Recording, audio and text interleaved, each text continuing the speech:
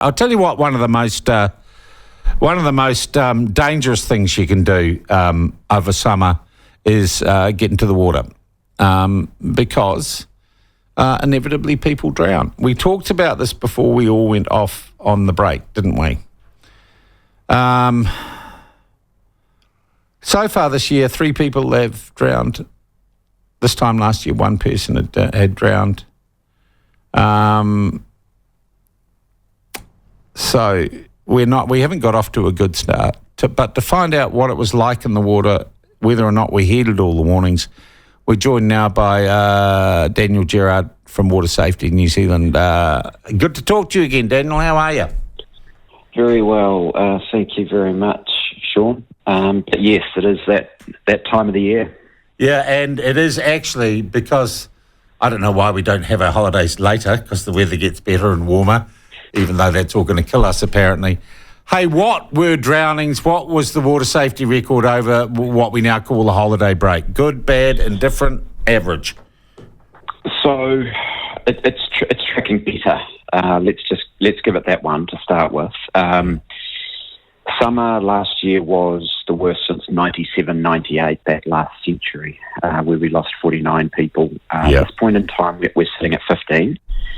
So, there's an element of, okay, maybe some of the messages are getting through. Yeah. But that holiday period, the traditional time from just before Christmas leading through to the new year, seven people lost their lives, down from 9 the year before, but sort of on par with that unfortunately, that number that we see. Dan, the thing that gets me is every one of those 7 deaths, and I read them avidly in the newspapers. I don't know why, it's something I got into.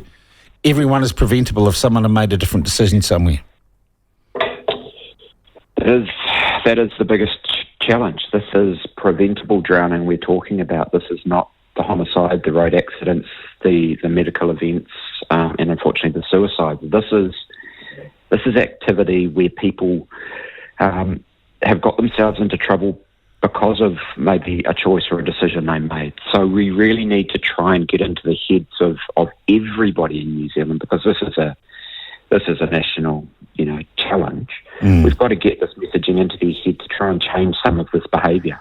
Did it, flow with the normal stats? Was it older blokes being overconfident, people fishing and stuff like that, who made up the bulk of those?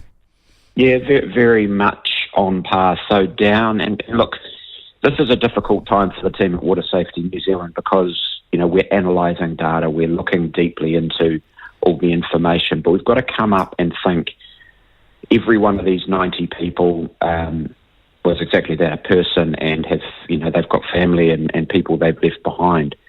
But we are using this information to try and do better, to try and really get some messaging out. And there are some spots of good news. The school-aged children, 5 to 14-year-olds, we haven't lost anybody last year in that age group. And last year there were 7, or the year before 7.